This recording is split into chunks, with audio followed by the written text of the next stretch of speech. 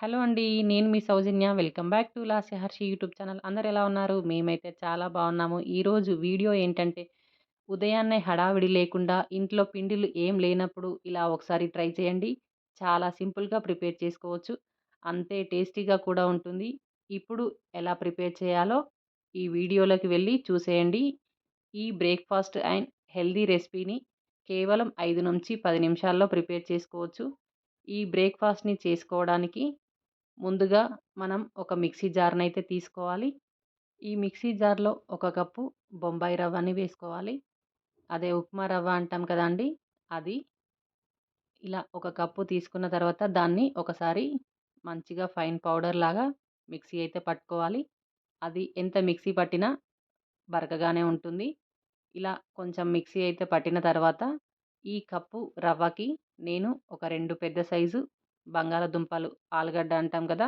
ఆలుగడ్డలనైతే తీసుకున్నాను.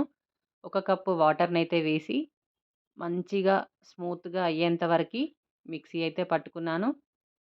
చూసారు కదా! పిండి అయితే ఎంత స్మూత్‌గా ఉందో. మనం ఇలా చెయ్యితో ముట్టుకొని చూస్తే మనకి పిండి తెలిసిపోతుంది. ఇలా మంచిగా పిండినైతే పట్టి ఒక గిన్నెలో అయితే వేసుకోవాలి పిండి మొత్తాన్ని. ఈ రెసిపీని ఎవ్వరైనా ఈజీగా చేసుకోవచ్చు.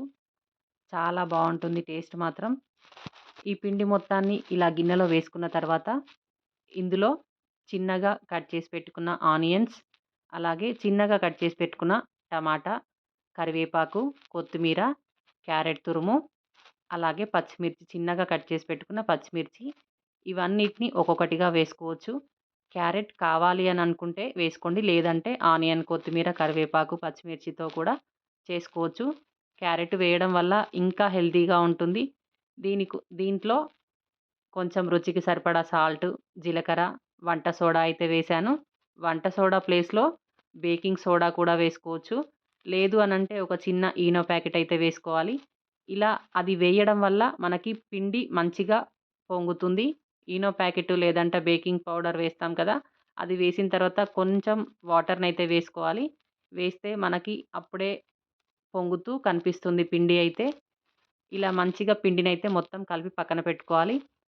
ఇలా పిండి మొత్తాన్ని కలిపి పక్కన పెట్టుకున్న తర్వాత మనం స్టవ్ మీద ఒక ప్యాన్నయితే తీసుకోవాలి.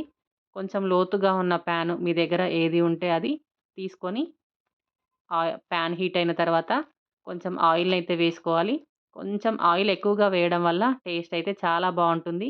ఇందులో ఇప్పుడు నేను పెట్టిన ప్యాన్‌కైతే నాకు 3 గరిటెల పిండి అయితే పట్టింది. ఈ 3 గరిటెల పిండిని వేసుకొని నేను మంట అయితే స్టార్టింగ్ నుంచి సిమ్‌లోనే పెట్టాను. ఇలా మంట సిమ్‌లో పెట్టడం వల్ల మంచిగా ఫ్రై అవుతుంది ఊతప్పం అయితే. ఇలా మూత తీసి మనం చూసుకుంటే తెలిసిపోతుంది మనకి. ఊతప్పం అయితే మంచిగా ఫ్రై అయిపోయింది. ఇలా మనకి 2 వైపులా మంచిగా కాల్చుకోవాలి. ఒకవైపు చూడండి ఎంత బాగా కాలిందో. చూస్తుంటేనే తెలిసిపోతుంది. మంచిగా ఫ్లఫీగా, మెత్త మెత్తగా, వేడి వేడిగా తింటే చాలా క్రిస్పీగా, టేస్టీగా చాలా బావుంది. ఈ పిండిని మనం కలిపి పెట్టుకున్న వెంటనే వేసుకోవాలి. లేదంటే కొంచెం పొంగుతూ అయితే రాదు. ఎందుకంటే మనం ఆలుగడ్డ కూడా వేస్తాం కదా! కొంచెం తొందరగా వేసుకుంటేనే బెటరు. ఇలా ఒక్కొక్కటిగా అన్నీ ఇలానే వేసుకుంటే సరిపోతుంది. చాలా బావుంటాయి వీటి టేస్ట్ అయితే.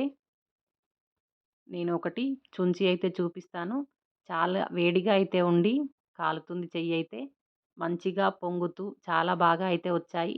ఇవి మనం రోటి పచ్చళ్ళు, ఊరగాయ పచ్చల్లోకి అంచుకొని తింటే టేస్ట్ అయితే అదిరిపోతుంది. లేదు పిల్లలకి ఊరికే తినాలి అనుకుంటే అలా తిన్నా బానే ఉంటుంది. మా పిల్లలైతే సాస్‌తో కూడా తిన్నారు. ఈ వీడియో ఎలా అనిపించిందో మాతో అయితే షేర్ చేసుకోండి. మా వీడియో నచ్చినట్లయితే please like, share and subscribe. Thanks for watching. By.